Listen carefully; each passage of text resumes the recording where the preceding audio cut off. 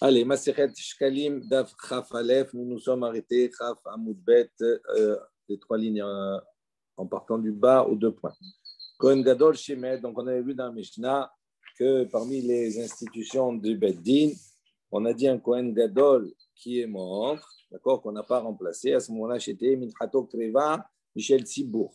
Donc il y a une discussion entre Tanakama, on va voir c'est l'opinion de Rabbi Shimon et Rabbi Yehuda. Selon Tanakama, le décret des Chachamim, du Bet Din, c'est que le Tzibour, c'est à la charge du Tzibour d'apporter le mincha qui manque pour le Kohen Gadol. Et selon Rabbi Yehuda, c'est Michel Yorshim, ce sont les héritiers. Alors, Rabbi Bar Memal Ba'e Mechalfa Shitate de Rabbi Shimon. Donc, il pose une question, il dit normalement on devrait changer. On a un problème avec la version de Rabbi Shimon. Pourquoi? Taman Amar Michel Yorshim et Acha Amar Michel Tzibour. On voit ici que dans notre Mishnah, on voit que le Tanakama, Rabbi Shimon a dit que la charge est à la charge du Tzibour. Et dans la Baraïta qu'on a vu précédemment, on a vu que Rabbi Shimon a dit la charge est à la charge des Yorshim, c'est-à-dire des héritiers. Bon, la question qui se pose de savoir qu'est-ce qui est Minatora? Est-ce que la Minatora, un Kohen Gadol qui est mort, etc., qui doit se charger d'apporter son mincha?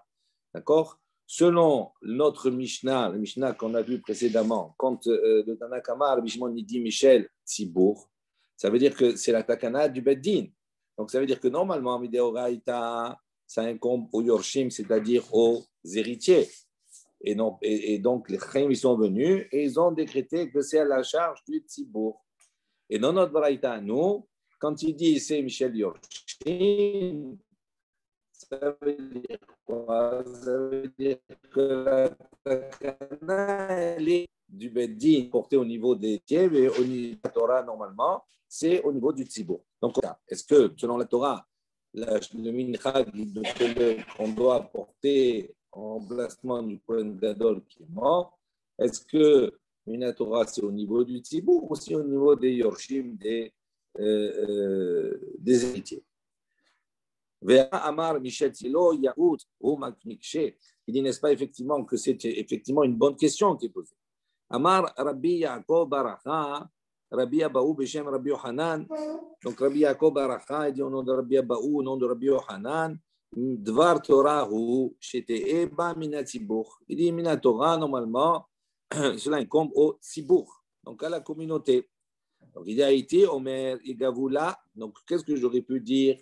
Que si ça incombe au Tzibour, ça veut dire quoi? Ça veut dire que je vais faire une collecte, je vais récolter, je vais demander à que le Tzibour y participe. Il dit, Itkinu, voilà le décret des Chachamim, Itkinu shete ba'am mitrumat al-lishka. Il dit, normalement, ça incombe au Tzibour, mideoraïta. Maintenant, est-ce que je vais demander à chacun? Ils disent pour ça que les Chachamim sont venus et le Bedin, il a fait une takana qu'en vérité, on va puiser de Trumat Alishka, des shkalim qu'il y a, pour pouvoir apporter le mincha du Kohen Gadol qui est mort. Rabbi Usa Amar Rabbi Yohanan, Ba'e, donc Rabbi Usa a dit on Rabbi Yohanan, Ba'e, il a posé la question, Ma'ou Shlema, Beshaharit, ou Shlema, Benahar Ba'im. Donc il a posé la question par rapport à ce qu'on a dit dans la Mishnah. Dans la Mishnah, dans la suite, on a dit que Shlema, Haïta Kereva. Ça veut dire qu'est-ce que dans le cas où le Kohen Gadol est décédé, donc le Tzibour, les Oroshim, peu importe la discussion, doivent apporter le mincha qui manque. Maintenant, on a dit là dans la Mishnah, Shlema, qu'on doit apporter un korban mincha entier. Donc on sait normalement qu'il y a Aserita Efa. Aserita Efa, en temps normal, le Kohen Gadol, chaque jour, il doit apporter Aserita Efa. Et il doit apporter la moitié de Aserita Efa le matin et la moitié l'après-midi. Il dit maintenant, dans ce cas-là, on exige que celui qui va porter, à ce moment-là, alors que le Kohen est mort, il doit apporter Shlema, il doit apporter entière, Asiri Taïfa, pas la moitié, entièrement. Alors il pose la question, Shlema Beshacharit, Shlema Ben Arbaïm, est-ce qu'il doit apporter, ça veut dire qu'il doit apporter Asiri Taïfa le matin et Asiri Taïfa l'après-midi, ou bien Shlema Beshacharit, ou bien il doit apporter le matin à Shacharit, Asiri Taïfa, un mincha entier, ou Betela, Ben Arbaïm. Et donc, puisqu'il a apporté les deux entiers le matin, il est dispensé d'apporter l'après-midi. Est-ce que ça veut dire cela? Ou est-ce que ça veut dire qu'il faut apporter le matin et l'après-midi entier, dans ce cadre-là. Ou bien ça veut dire que quand on dit shlema, ça veut dire qu'il apporte en une seule fois, au lieu de l'apporter en deux parties. Ça, c'est la question qu'il a posée. Kat et Ebjidale, il dit, quand bien même, on va dire, tu vas répondre, dire Minchat Tamid, même si tu vas me répondre, tu vas dire, c'est marqué dans le passouk, Minchat Tamid. Le Minchat, il doit être Tamid, ça veut dire quoi? Quotidien, ça veut dire entier, ça veut dire de la même manière que le Korban Tamid, il est un le matin, un l'après-midi dans la totalité. Donc, tu aurais pu répondre ici que c'est un le matin et un l'après-midi dans la totalité. Il dit, même si tu vas répondre comme cela, j'ai des questions qui vont se rajouter. Shloshet Lugin Mahen, la question qui se pose de nouveau sur les Shloshet Lugin, ça veut dire on apportait avec ce mincha, Shloshet Lugin, il y avait 3 logs. Il dit Mahen, Shloshet Lugin Shacharit ou Shloshet Lugin Ben Harbaim, ou log ou Mechitza Shacharit, Velog Mechitza Ben Harbaim. La même chose, on sait que le mincha, il était accompagné de Shloshet Lugin, d'accord, d'huile, etc. Donc il dit, est-ce que quand on va dire qu'on l'apporte entièrement, est-ce que la question qui se pose en vérité, tout ce qu'on va voir ici, c'est que si je grandis la quantité, est-ce que je grandis également les proportions de tout ce qui accompagne? C'est ça l'idée.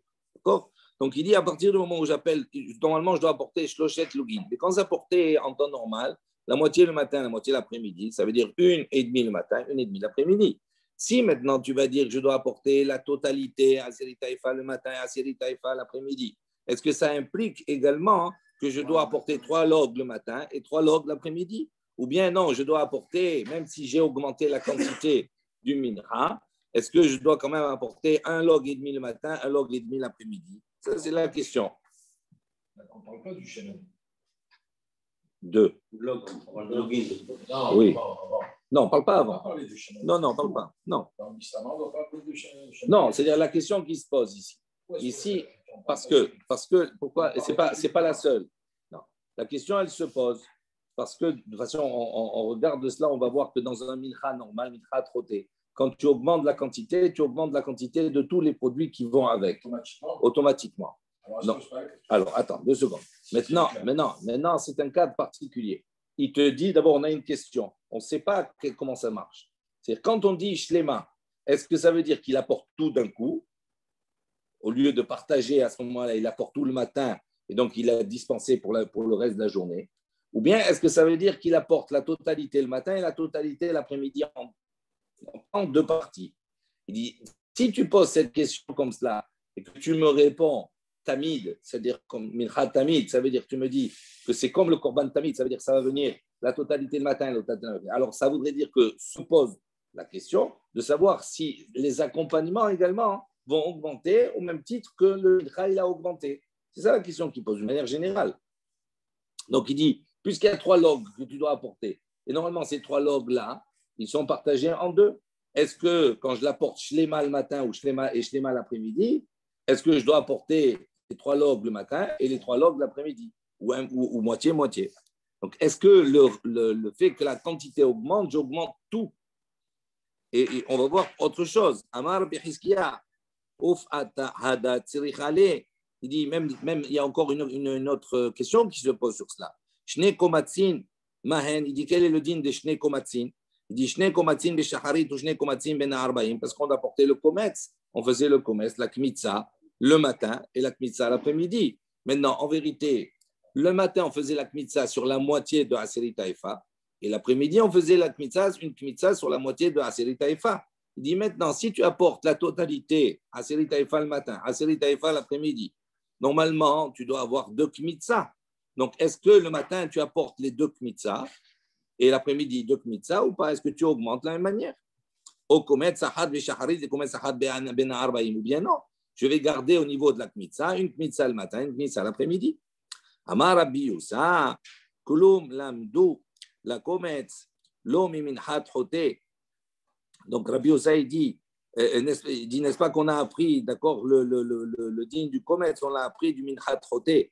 Dimal et alan shne komatzin, pour le minchat roté, là-bas, il y a 2 komatzin. Afkan shne komatzin, donc ça veut dire qu'ici aussi, il doit y avoir 2 komatzin, puisque j'apporte la moitié le matin, la moitié l'après-midi, en vérité, je fais 2 kmitza. Mais dans la totalité, j'en ai 2. Donc ici aussi, je dois avoir, parce que je l'apprends du minchat roté, je dois avoir la même chose ici. Et donc, ça sous-entendrait que je dois apporter 2 comètes à partir du moment où j'apporte la totalité. Amar Bihizkiya, Klum Lamdou Shloshet Lugin, L'homme itamid shel ben ha'arbaim, il dit est-ce qu'on n'a pas appris effectivement également le shoshet lugim, on l'a appris du tamid, le ben ha'arbaim. Il dit mal et alan shoshet lugin, comme là-bas également il y a shoshet lugin dans la totalité, afghan shoshet lugin également la même chose ici, ça doit être accompagné de shoshet lugin. Uma taman tzrichale, afghan tzrichale, il dit comme là-bas on en a besoin, peut-être qu'ici aussi on a besoin. Donc la question elle est restée, on va dire, en suspens, de savoir est-ce que quand on dit Shlema, ça veut dire Shlema le matin et Shlema l'après-midi? Première question. Et deuxième chose, est-ce que à partir du moment où j'ai agrandi la quantité du mincha le matin et l'après-midi, est-ce qu'à ce moment-là, je dois également agrandir la quantité du reste, les shloshet lugin et également la kmitza? Donc, on est resté, on va dire, sur la shéla. Ensuite, chez l'oyé, on a vu dans la Mishnah qu'on n'a pas le droit de. On a dit à propos de Afara shel para, les cendres de la para, il n'y a pas de problème de Me'ila sur cela. Rabbi Shimon bar Rahman, Bishan Rabbi Yonatan, Rabbi Shimon bar Rahman, Rabbi Yonatan, Bedin Haya, Sheim'alu ba, Ve'en gazru, Shelo ima'alu ba. Rabbi Yohanan, donc Rabbi Shimon bar Rahman a dit au nom de Rabbi Yonatan, il a dit Bedin Haya, normalement, selon la loi, selon la Torah, normalement il est chayav me'ila, s'il tire profit. Vehen gazru, et les chachamim, ça fait partie des xérot, des décrets des chachamim, que lo imaluba, on considère qu'il peut tirer profit de cette cendre-là, d'accord? Et c'est donc, d'après ça, ce serait interdit minatora, mais chachamim, ils sont venus et ils ont décrété que c'était autorisé. Vehatane, il dit pourtant, voilà, on a enseigné, hatat, c'est marqué à propos de la para, c'est marqué hatat hi. C'est un hatat. Ça veut dire quoi hatat hi? On définit la para d'Ouma comme hatat, comme si c'était un hatat. Il dit là-bas, pour le hatat, si tu as tiré profit, c'est un chayav de porter me'ila, c'est interdit.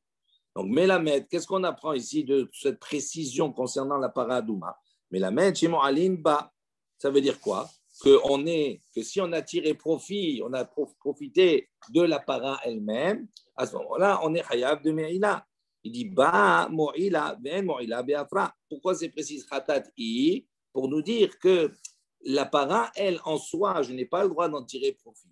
Mais afara, mais de ses cendres, j'ai le droit d'en tirer profit. Minatora, ce n'est pas interdit. Puisqu'on a précisé que c'est uniquement pour elle, c'est elle qui comparait au khatat.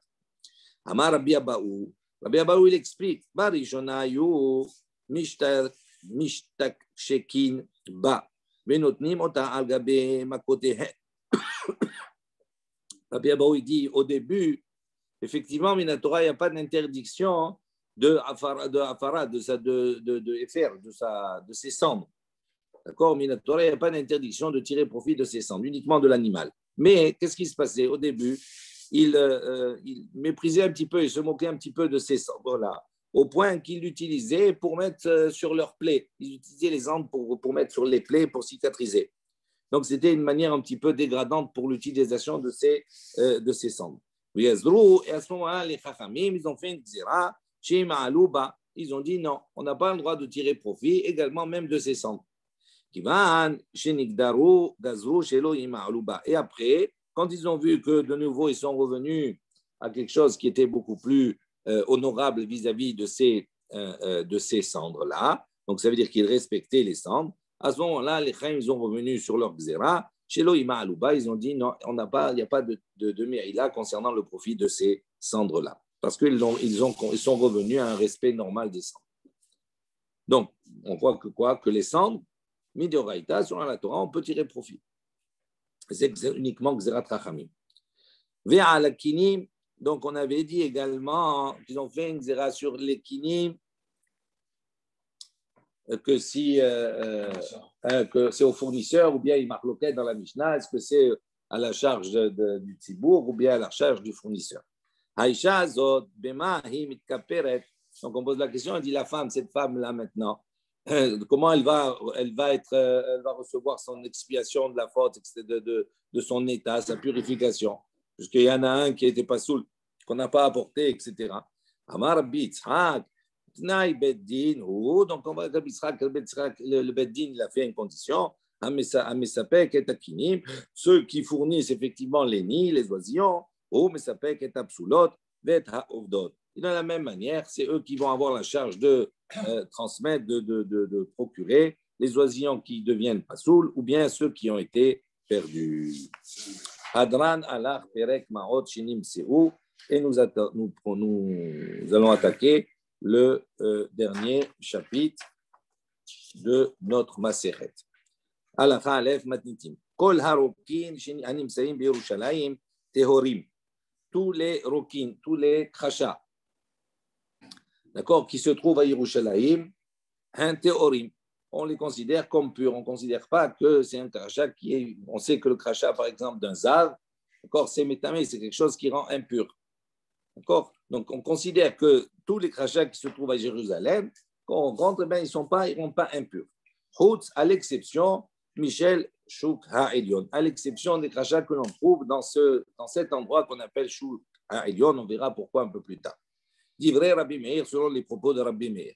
Rabbi Osé, Rabbi Osé, il a dit, Bishar Polimot Hashana, donc il dit, durant toute l'année, chez Be'emtsa, Tmehim, chez Mizdadim, Tehorim.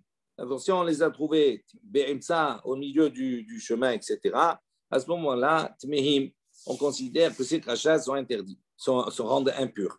Chez Mizdadim, en revanche, si on les trouve sur les côtés de la rue, Tehorim, ça, ils sont considérés comme purs. On verra. Bishat Regel, il dit au moment du Regel de la fête, chez Be'emtsa, Tehorim, chez Mizdadim, Tmehim. Ceux qui sont au milieu, d'accord, ils sont purs, et ceux qui sont sur les côtés, ils sont impurs. Il dit pourquoi? Parce que quand il y avait les régalim, ils faisaient attention à la tahara, parce qu'ils montaient pour apporter les corbanotes, etc. Donc, ceux qui étaient, il y avait de la foule. Donc, ceux qui marchaient au milieu de la rue, etc., c'était les personnes qui montaient. Donc, ces personnes qui faisaient attention à leur tahara. Et donc, les personnes qui éventuellement étaient impures, etc., ils se mettaient sur les côtés. Donc, c'est pour ça qu'il dit Bishat Haregel, les crachats que tu trouves sur les côtés, eux, ils sont impurs, mais ceux qui sont au milieu sont purs. Tandis que dans toute l'année, c'est l'inverse. La majorité, c'est les gens de toute l'année. Donc, ils marchent au milieu, les tmeim, ils marchent au milieu. Et donc, c'est pour ça que ceux qui sont impurs au milieu, ça rend impur, les crachats au milieu, et ceux qui sont sur le côté, ils sont purs. Mipne, pourquoi? Chez Me'outin, Mistallekin, Isdadim. Il dit pourquoi? Parce qu'en tant que, quand il y avait les régalim, les régels, Me'outin, ceux qui sont, on va dire, en minorité, ils sont minoritaires, ceux qui sont impurs. À ce moment-là, Mistallekin, Isdadim, ils marchent sur les côtés, ils sont sur les côtés, ils sont renvoyés sur les côtés. Kol hakelim animsaim b'Yerushalayim derech yerida libet hatvila tmehim. Donc il dit tous les ustensiles que l'on trouve à Jérusalem, derech yerida. Il y avait pour aller au mikvé, il y avait une yerida, une descente, ils allaient au mikvé, et après il y avait un autre chemin qui remontait du mikvé. Donc il y avait un aller et un retour. D'accord? Donc il dit si on a trouvé des ustensiles derech yerida dans la descente pour aller les bêtes hatvila pour aller au mikvé, à ce moment-là, tmeim, on considère qu'ils sont tombés de ceux qui devaient être purifiés, donc ils sont tmeim. Derech Aliyah, en revanche, dans le retour, ce n'était pas le même chemin. Quand ils remontaient, ils sortaient du mikvé. À ce moment-là, théorim, si on a trouvé des kilim là-bas, ils sont théorim, on considère qu'ils sont purs. Chez l'eau, yeridatan, aliyatan, dit vrai Rabbi Meir. Il dit pourquoi? Parce que Rabbi Meir, il considère que la yerida et la aliyah, c'était deux chemins qui étaient différents. Le chemin pour descendre n'était pas celui pour remonter. Rabbi Osé, dit Kulan théorim. Il dit non, tous les ustensiles, ils sont purs. Chutz, à l'exception, misal, minasal, magrifa, amritza, amyuchadim, ligvarot. À l'exception du panier, etc. Tous ces ustensiles-là qui étaient utilisés, d'accord, spécialement pour les ligvarot, pour les cercueils et ça, des ustensiles qu'on utilisait pour les cimetières. Et ces ustensiles-là, eux, ils ont un statut de tmi. Mais autrement, tous les autres, ils sont considérés comme misafek, ils sont considérés comme purs. Pardon? Magrifa, c'est quoi déjà? C'est des pioches, je ne sais pas, je sais pas comment ils traduisent. Comment ils traduisent? Hein? Des pelles. Ouais, des pelles, c'est des pioches, ils appellent, pas des pioches, les râteaux. Les râteaux, voilà, les râteaux. Mais ça, c'est des ustensiles qu'on utilise, qui étaient pointus, qui étaient utilisés pour la pierre, pour creuser, etc. Tout ça. Ensuite, sakin, shenimset, biyad. Donc, un couteau de shrita, d'accord, qu'on a trouvé, d'accord, on l'a trouvé le 14 Nissan, donc le jour où normalement on doit faire la shrita du Korban Pessah. Shochet ba miyad. On peut d'abord l'utiliser, faire la shrita de suite, parce qu'on considère que ce couteau-là, d'accord, si on l'a trouvé le 14, ça veut dire qu'on considère que le propriétaire, étant donné qu'on avait vu ça, que le 14 c'était un jour où il devait faire la shrita du Korban Pessah, ça veut dire qu'il a purifié avant, donc on peut l'utiliser. Bishlosha Asar. Il dit, ou Madbil. Il dit, si on l'a trouvé le 13, à ce moment-là, on doit retourner et on doit le tremper. Parce que c'est pas, on peut imaginer que le propriétaire, comme ce n'est pas encore le jour, il n'a pas préparé son couteau pour la shrita et donc il n'a pas encore trempé.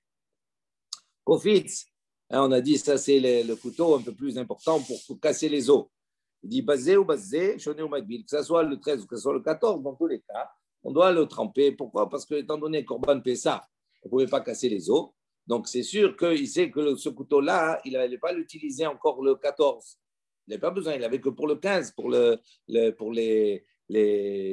Hagiga, etc. Tout ça, il n'y a pas de problème. Mais pour le Korban Pessah, non. Donc, on suppose que si je l'ai trouvé le 14, il n'est pas, peut-être qu'il a dit j'ai encore le temps, donc il n'a pas encore trempé au mikvé.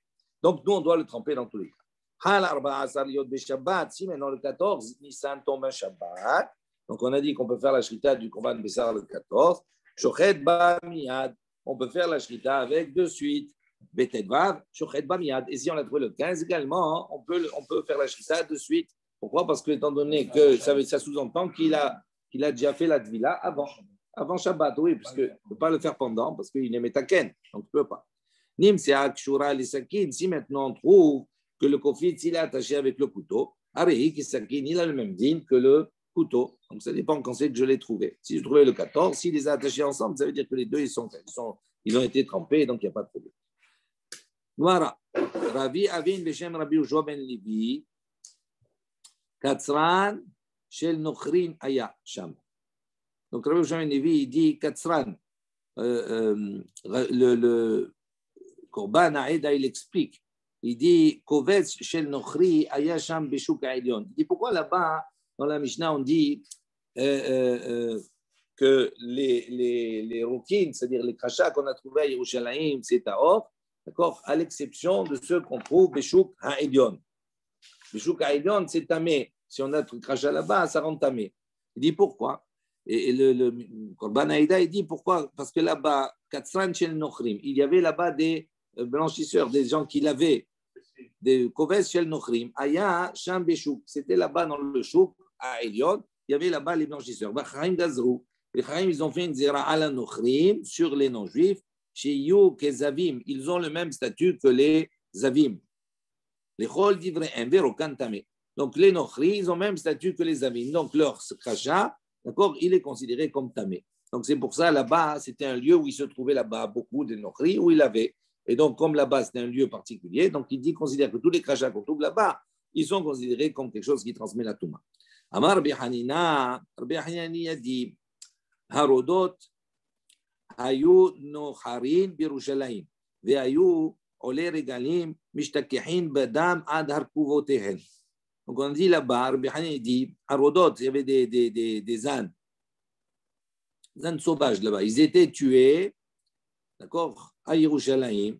Vehayu ole regalim, et ceux qui montaient pour les fêtes, on dit mishtakehin badam. Ils marchaient là-bas dans le sang. Ad harkovotehem jusqu'aux chevilles, jusqu'aux genoux.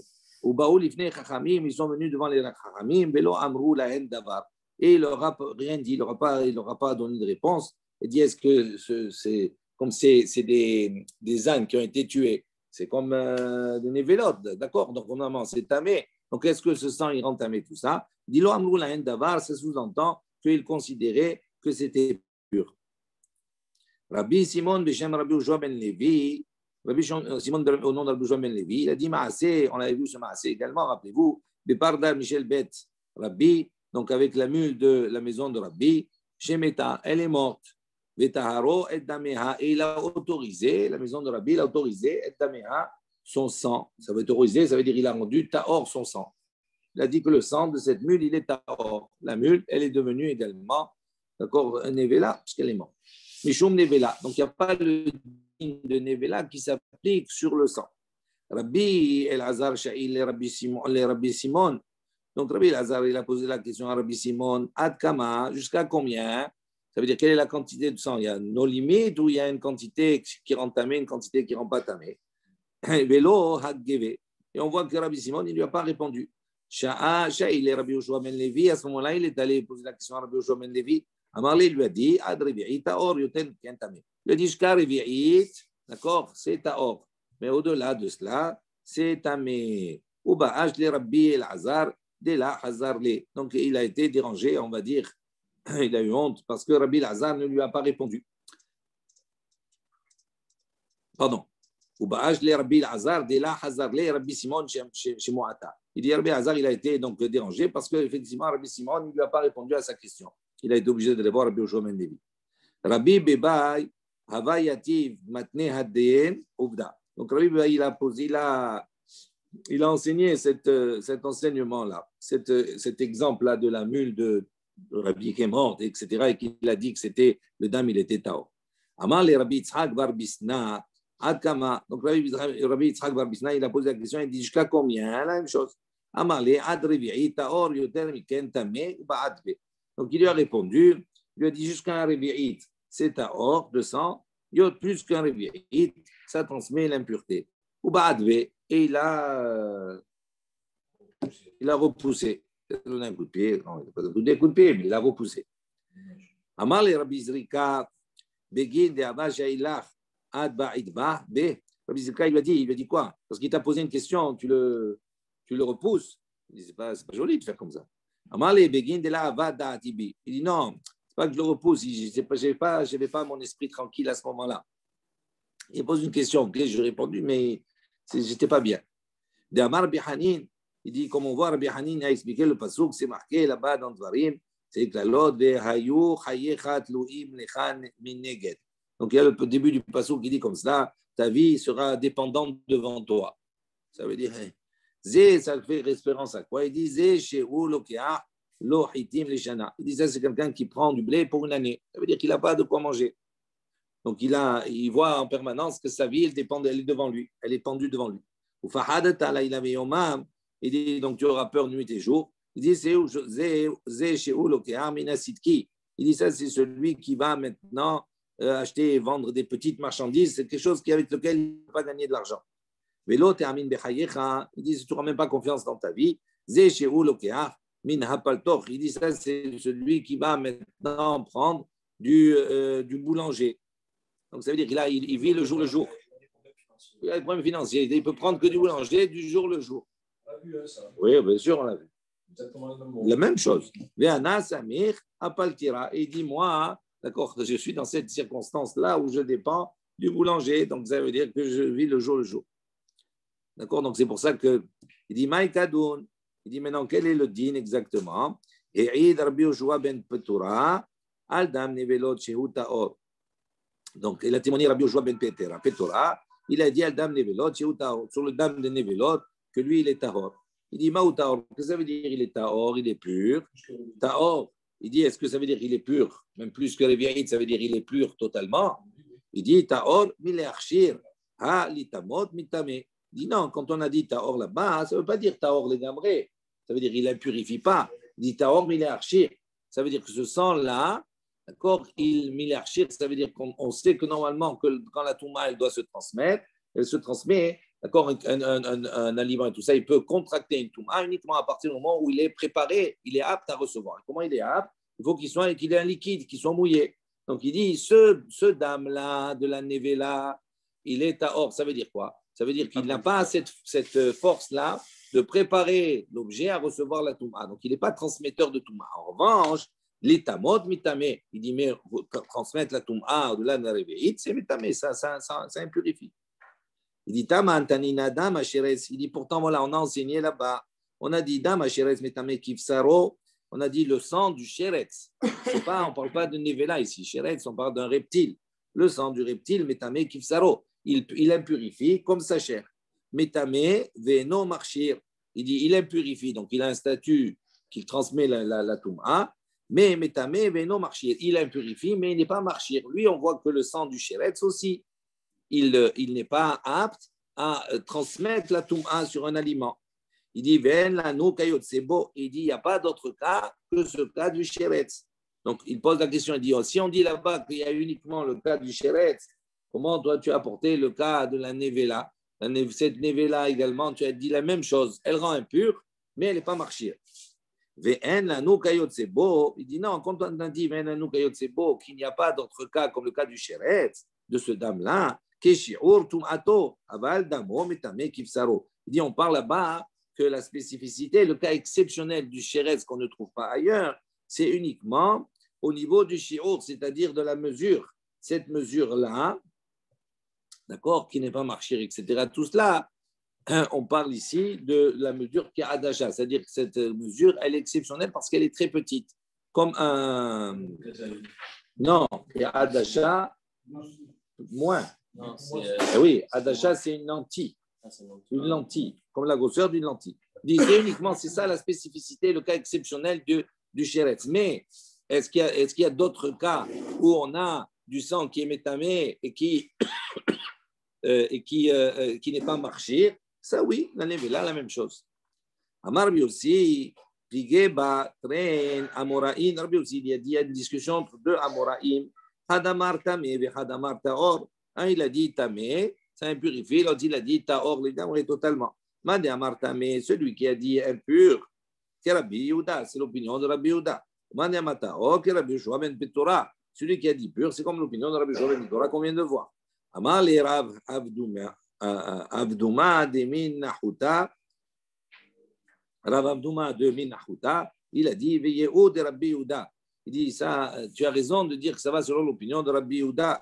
Lui, il a dit Tamé, on a attribué Tamé à Rabbi Yehuda. Il dit pourquoi? Moriana de Benissia Hava. Il dit parce que celui qui était le Moré Alakha, celui qui transmettait la halakha, qui tranchait la halakha dans la maison de Rabbi, c'était Rabbi Yehuda. Et donc, comme là-bas, dans le cas, encore, on a dit c'est Taor parce qu'il y a une certaine mesure, mais au-delà de cette mesure, jusqu'à un réveil, ça rentre tamé, donc on voit ça bien comme selon l'opinion de Rabbi Yehuda.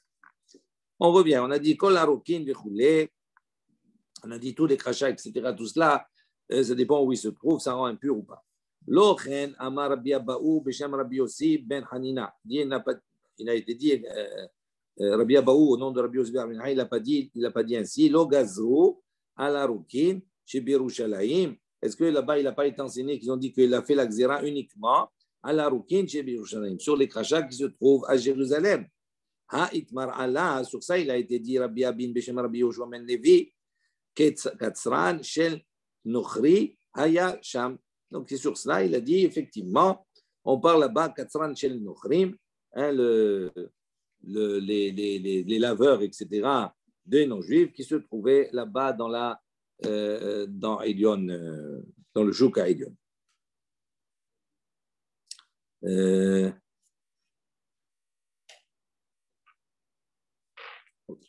Bishar Yemot Shana Atmeim Me'archim Shibolet Ve'at-Teorim Me'archim Minatzad. Alors, il faut changer ici. Donc, Bishar Kol Yemot Shana, on a dit tous les jours de l'année d'une manière commune. Atmeim, donc on a dit les Tmeim, les personnes qui étaient impures, Me'archim Shibolet. Ils marchaient Shibolet. La jaune, il dit Shvil. Shvil, c'est un passage, ça veut dire ils marchaient au milieu. Ve'at-Teorim Me'archim Minatzad. Et les Teorim, ils marchaient sur les côtés. Donc, ils disent pour ça que si on trouve dans toute l'année au milieu, les crachats, donc c'est considéré que c'est tamé. Ensuite, alors là aussi, il faut changer, c'est pas via théorim, via tmeim, me'alchim stam, et les tmeim, ils marchaient stam. Via théorim, omrim lahem, et ceux qui étaient purs leur disaient. Non. Alors, attends 2 secondes, parce qu'il y a on va regarder 2 minutes. Attends. Atmeim me'alchim min stam. Donc, les tmeim, ils marchaient stam seuls, donc c'est eux qui marchaient au milieu. Ve'ateorim omrim lahem. Perusho, perush tisao bishat arigel, teorim me'alchim shibolet, utmeim me'alchim min atzad, utorim me'alchim min atzad. Voilà. Prenez ici dans la marge, ici. C'est ça. C'est ça. Dans la marge, vous avez Agaot Agra, d'accord, le Achi Garsinan. Il dit comme ça, il faut être Gores. Hatmeim et Archi min stam. Donc les Tmeim marchaient simplement. Et les théorim leur disaient, donc séparez-vous. Ou il dit au moment du Regel, théorim et archim shibolet, c'est des théorim qui marchaient au milieu. Ve'atmeim et archim minatzad, et les tmeim, ils marchaient sur le côté. Ou théorim et archim minstam, et les tmeim, les théorim, les purs, ils marchaient stam, d'accord? Ve'atmeim omrim lahem, donc il leur disait au tmeim, pirusho, donc séparez-vous. Ken salir lomar, comme ça il faut comprendre. D'accord? Donc je relis ici dans la Gemara. Donc il faut juste changer théorim et tmeim dans la deuxième, dans la version. Deux fois pareil. Non. Non, dans la deuxième fois, elle leur a dit séparez-vous de peur qu'on soit. Mais on est dans des. Mais au début, les Timéim, ils disent aux théories dégagez de peur qu'on vous. Deux secondes. Donc, Hatmeim et Alchim Stam. Donc, 2 secondes. Tous les Motashana, Hatmeim et Alchim Stam. Les Temeim, ils marchent simplement, c'est-à-dire ils marchent au milieu. Vea théorim, Omrim Lahem. Et pour les théorim, on leur disait, Pirusho, on leur disait, écartez-vous. Ça, c'est dans l'année, toute l'année. Dans l'année. C'est les Tmeim qui disaient. Voilà. Ils ne leur disaient pas Pérochou. Ils ne s'inquiétaient pas des autres, ils marchaient Stam. Oui, eux, ils marchent Stam, c'est-à-dire ils marchent au milieu. Et donc, vers théorim, mais là, les théorim, on leur disait aux théorim, on leur disait, Pirusho, on leur disait, les théorim, on leur disait, écartez-vous. Maintenant, attends. Maintenant, Bisha Ataregel, oui, tu changes, Bisha Ataregel. Théorim et Archim Shibolet. Là, tu ne changes pas, là, c'est juste. Bisha Ataregel dans la Gemara. Théorim, Archim Shibolet. Il faut changer en haut. Tu l'adaptes, le Pérochou. Tu n'as pas compris, j'ai changé. Théorim, Omrim Lahem. Ce n'est pas les théorim qui disent. Non, mais regarde 2 secondes. Non, à théorim, ici, ce n'est pas Atmim, ce n'est pas les théorim qui disent aux autres. À théorim, pour les théorim, Omrim Lahem, on leur disait, mettez-vous sur le côté. Ce n'est pas les théorim qui disent aux autres. Tandis que dans le deuxième cas, qui est-ce qui marche au milieu? C'est les théorim, puisqu'ils sont plus nombreux, c'est les règles, c'est la fête. Et les tmeim, ils marchaient sur le côté. Donc les tmeim, ici, c'est la même chose. C'est ha-théorim et archim stam. Il faut changer la deuxième partie. C'est les théorim qui marchaient stam, donc normalement. Et pour les tmeim, on leur disait, Perusho, on leur disait, écartez-vous. Donc, ça veut dire qui est-ce qui avait priorité? Ça dépend des périodes. Ensuite, tu as compris? C'est logique. Après, on a dit, on a dit tous les ustensiles que l'on trouvait dans la Yerida pour aller au mikvé, remonter, c'était Tmeim, qui remontait, c'était théorie. Lochen, Amar Biabo, est-ce que Rabbi Yabo, il n'a pas dit ainsi, Beshem Rabbi Yochanan, ou Rabbi Yochanan, Lo Gazru ala Kelim Shiberushalayim, qu'ils n'ont pas fait de Xéra sur les Kélim de Jérusalem. Donc, comment toi tu dis, en bas, en descendant, ils sont Tmeim, en montant, ils sont Théorim. Tout c'est à Yerushalayim. Tout est à Or. Ils n'ont pas fait de Xéra sur cela. Il dit non, il dit puisqu'on les trouve derrière Yerida, c'est-à-dire puisqu'on trouve ces Kélim dans la descente pour aller vers le Bet Advila, c'est-à-dire vers le Mikvé, c'est une preuve que quoi? Qu'on considère que c'est pas, on a dit tous les kélim qu'on trouve à Jérusalem, les Chachamim, ils n'ont pas fait de Xéra à la base. D'accord? Eux, ils sont à Jérusalem aussi, ces kélim-là. Quand je vais au Mikvé, ils sont à Jérusalem, ils font partie. Oui, on l'avait déjà vu, de Psachim, etc. D'accord? Donc, il dit, ils font partie. Il dit non, mais là-bas, le fait qu'ils soient dans la descente, qu'ils sont d'Afka sur le chemin du Mikvé, donc ça veut dire, ça prouve qu'ils sont tmeim, qu'ils sont amenés pour être purifiés. Abba Shaoul, Ayakoreotan, Tziporin. Abba Shaoul, il les appelait, d'accord, ces ustensiles, il les appelait Tziporin.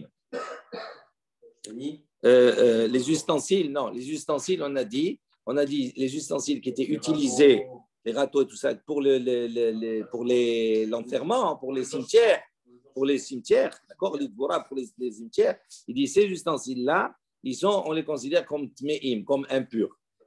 Comment il les appelait, ces ustensiles? Il les appelait tziporin. La chante tziporen, ça veut dire c'est un ongle. Pourquoi? Parce qu'ils étaient pointus pour pouvoir creuser, etc. C'est pour ça qu'il leur avait donné ce nom. Mandandaman tziporin, celui qui a enseigné, qui a dit tziporin.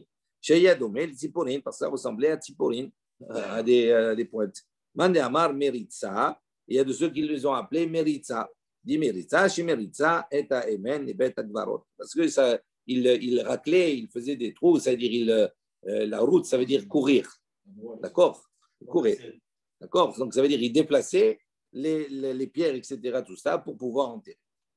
Kofitz vechoulé, donc on avait dit également le couteau, hein, on avait dit le couteau qui est utilisé pour casser les os, etc., tout cela.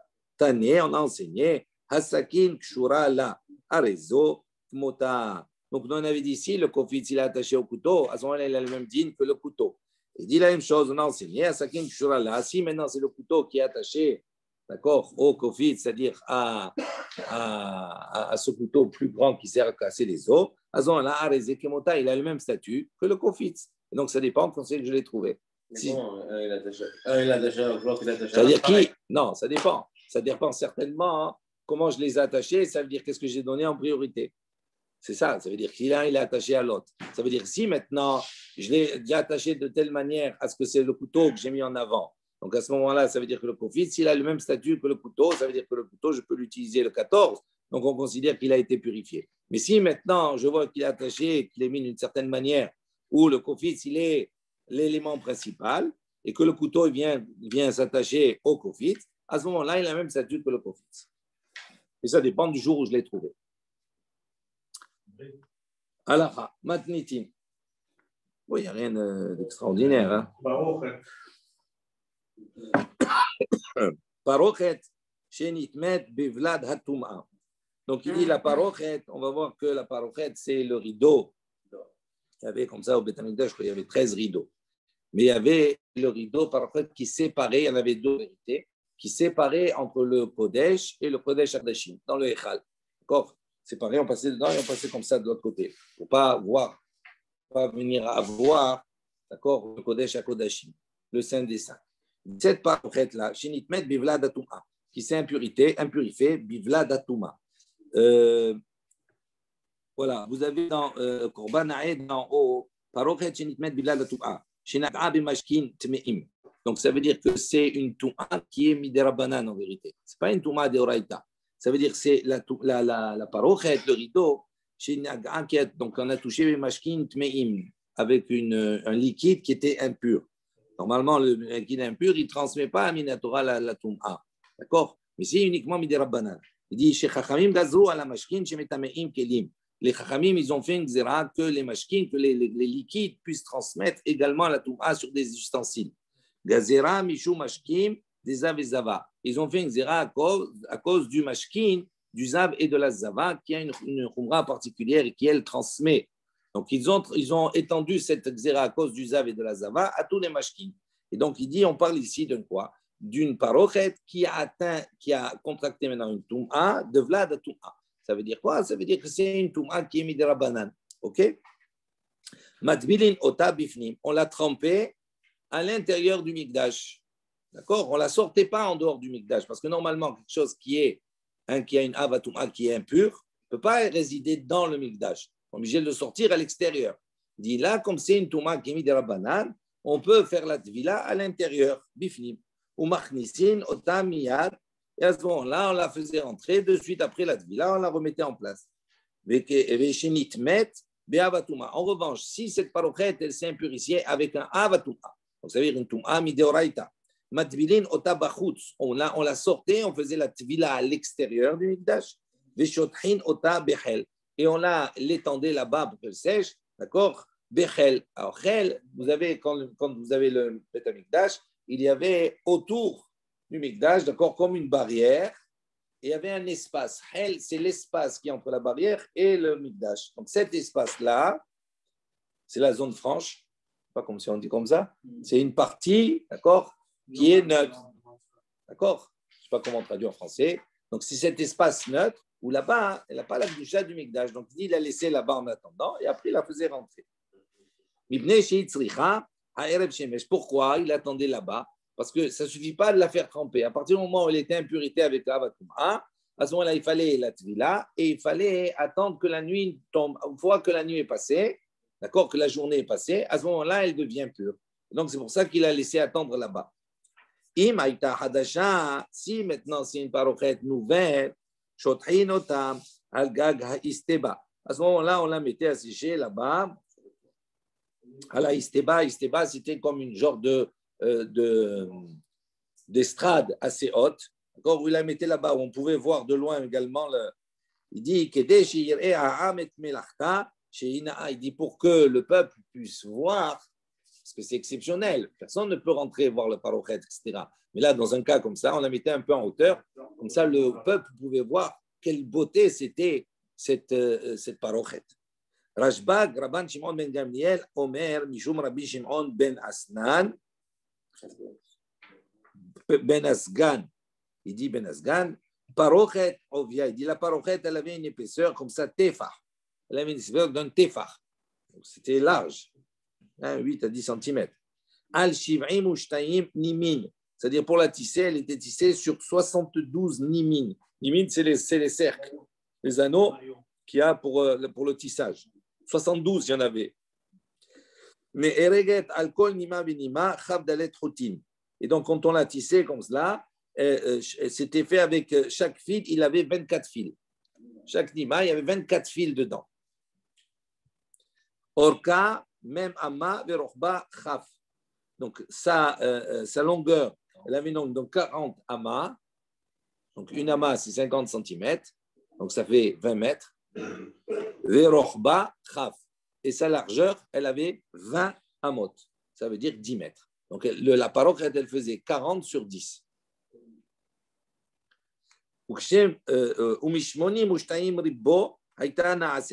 Donc, elle était faite, elle était achetée, sa valeur, elle était une valeur très importante. 82 000 dinars en or. C'est ça? 820 000. Ribo, oui, ribo. 820 000 dinars. Wow. Et chaque année, on en faisait deux parochet. Et la finalité, il fallait 300 kohanim pour la faire la tvila, pour la tremper. Elle devait peser. Ah bon, on va voir, c'est exagéré. Elle était. C'est 20 mètres sur 10 mètres, t'imagines? Elle avait des anneaux, elle séparait le Kodesh à Kodashim. Il y en avait deux comme Donc ça. c'était une porte. Comme une porte, c'était bien un rideau. Un rideau, mais c'était une ouverture. Ça veut dire qu'elles étaient comme ça. C'est-à-dire qu'elles ne s'ouvraient pas, il les posait. Et quand il rentrait comme ça. Il y avait un espace entre les deux. Il rentrait comme ça. Ça veut dire de manière, même si tu viens bouger, tu ne vois pas le. Il y avait toujours un jeu. Il y avait un jeu de. Ouais, une en face de l'autre. Ok? Je n'ouvrais pas en fait, je les fixe. Non, c'est pas j'ouvre les rideaux. Vous voulez voir qu'il y a derrière le rideau? Allez, Gmara. Ilou Amar Chut Echad. Donc ici, donc, il y avait marqué Chut. Echad. Donc ça marqué Chut, ça veut dire un fil. Kafoul Lishnaim. Donc Kafoul, c'est double. Shtaim, ça veut dire qu'il y en a deux. Chazour, donc dans le passage c'est marqué Chazour également, on va dire Chazour. S'il y avait marqué Chut, on aurait dit un fil. S'il y avait marqué Kafoul, on aurait dit deux fils. S'il y avait marqué Chazour, c'est-à-dire c'est tissé, etc., Shlosha, on aurait dit Shlosha, trois fils. Moshzar, donc Moshzar, ça veut dire quoi? Ça veut dire c'est Chazour doublé. Donc ça veut dire les Shisha, ça veut dire 6 fils. Arba, donc on sait qu'il y a 6 fils. Maintenant, Arba, il y a en vérité 4 types de fils. Le Korban Haïda, il explique, il dit là-bas, il y avait Techelet, Argaman, Tola Hachani, Veshesh. Donc il y avait là-bas 4 types de fils qui composaient chaque fil. Techelet, bleu azur, Argaman, c'était pourpre, Tola Hachani, c'est rouge, et Shesh, c'est Pishtan, le lin. Okay? Donc il dit Arba. Il dit Mikan, Ha, donc d'ici on a quoi? Esrim ve Arba. Donc on a 24, puisqu'il y a 6 fois 4, ça fait 24. Il y a une autre opinion qui dit Shloshim ou Shtaim. Il dit non, en vérité, il y a chaque fil, c'était 32 fils. Comment? Ilo Amar Chut, s'il y avait marqué Chut, Echad, on aurait dit un fil. Kafoul, Lishnaim, Shazur, les Arba. Moshzar, donc il dit il passe de 2 à 4, à chaque fois il double. Moshzar, Lishmoné, donc ça veut dire 8 fils. Maintenant, Arba, comme il y avait là-bas 4 composés dans chaque fil, Mikan, Hu, Ha, Tlatin, Utrin, donc ça faisait en tout 32. Tana, on a enseigné une autre raison. Il dit Arba'im, ou Shmoné, il y avait 48 en vérité. Ilou Amar Chout, si on avait dit Chout et Had. D'accord, Kafoul, Nishnaim, c'est 2. Kli'a, donc il rajoute un mot. Kli'a, ça veut dire faire des nattes, natter. Dishlosha, c'est 3. Shazur, les Shisha, on a doublé. Moshzar, on double 6, ça fait Shnem Asar. Comme il y a Arba, Mikan ou Arba'im, Vitamnia, Utmania. Donc ça fait 48. Hein? Le problème, c'est Chazour. Chazour, oui. Après, il a ça. Ouais. Non, Chazour, tout le monde a la même chose, mais il double. Il double. Par rapport à ce qu'il y a avant. Chazour, c'est quoi? Il double ce qu'il y a avant. Ouais, mais dans les 3 cas, c'est 3 points différents. Oui, parce que, oui, bien sûr. Ben oui. C'est pour ça qu'il y a 3 opinions ici. Kato vechad omer. Donc, on a ici dans la broderie, on a un passouk qui nous dit Maaseh rokem. Donc, c'est une œuvre rokem, c'est-à-dire de broderie. Kato vechad omer, il y a un autre passouk qui dit Maaseh choshev. Qu'est-ce que ça veut dire rokem? Qu'est-ce que ça veut dire choshev? Maaseh rokem. Parsouf echad. Maaseh choshev, shne parsoufot. Dit Maaseh rokem, ça veut dire quoi? On comprend qu'il y a ici une parsouf, ça veut dire qu'il n'y a qu'un côté qui est, il n'y a qu'une face qui est brodée et l'autre elle est lisse. Maaseh choshev, ça veut dire les deux ils sont parsoufot, les deux côtés ils sont brodés. Rabbi Yehuda et Rabbi Nehemia. Hadamar, c'est là où il faut changer. Maaseh choshev, Ari mikan et Ari mikan. C'était de deux côtés Ari. Ouais, il y avait 2 lions. Donc, un, il dit, Maaseh Choshev, c'est quoi Maaseh Choshev? Il dit, Ari Mikan, il y avait un lion brodé d'un côté et un lion de l'autre côté. Maaseh Choshev, dit donc il faut changer, c'est pas Maaseh Choshev, Maaseh Rokem, Ari Mikan, Halak Mikan. Donc, Maaseh Rokem, c'est-à-dire il y en a un qui est brodé et de l'autre côté, c'est lisse. Vaharana, il y a un autre qui pense, Ma Amar, Maaseh Rokem, Ari Mikan, Ari Mikan en vérité. Quand ils pensent que Maaseh Rokem, il y a un Ari d'un côté et l'autre d'un côté. Maaseh Choshev, Ari Mikan, Menisher Mikan. Il faut changer Maaseh Rokem. Pardon. Le Rokem, il a un côté qui est avec une figurine et de l'autre côté, il est lisse. Vechalak Mikan. Maaseh Choshev, Ari Mikan. Donc il y a un d'un côté, un lion. Menisher Mikan. De l'autre côté, il n'y avait pas un lion, il y avait un aigle. Ok. Ensuite, on a dit Bishmonim, Ushtaim, Ribbo, Aïta, Naaset, Bechoulé. Donc 820 000, un dinar en or, elle était confectionnée. Yitzhak bar Bizna, Beshem Shmuel. Donc Yitzhak bar Bizna, il a dit au nom de Shmuel, Guzma. Il a dit non, c'est une exagération en vérité. Pour tous, les 300 personnes, 300 Kohanim qui les amènent, etc. Il dit ça, c'est une exagération, puis un effet de langage. Taman, Taninadou, on voit parce qu'on a enseigné Galpeamim, Aya, Alea, Kishlosh, Meot, Kour. Rabbi Oseh, Rabbi Boun, Beshem Shmuel, Guzma. Parce qu'on a enseigné là-bas Galpeamim, Aya, Alea, Kishlosh, Meot, Kour.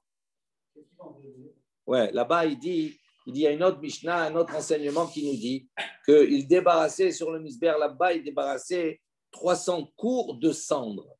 Cours, c'est une grande quantité. Alors il dit là-bas aussi, là-bas il dit Rabbi Yosef, Rabbi Shem Shmuel, Guzma, il a dit, il n'y a jamais eu 300 cours de cendres à débarrasser. Donc simplement pour vous montrer qu'il y avait beaucoup, mais ils ont utilisé un langage de Guzma, c'est-à-dire d'exagération. Donc il dit ici aussi, il n'y avait pas 300 Kohanim qui transportaient pour le faire la tvila. Mais c'est une exagération dans le langage. Voilà, on va s'arrêter ici. Baruch Adonai Leolam. Amen et Amen.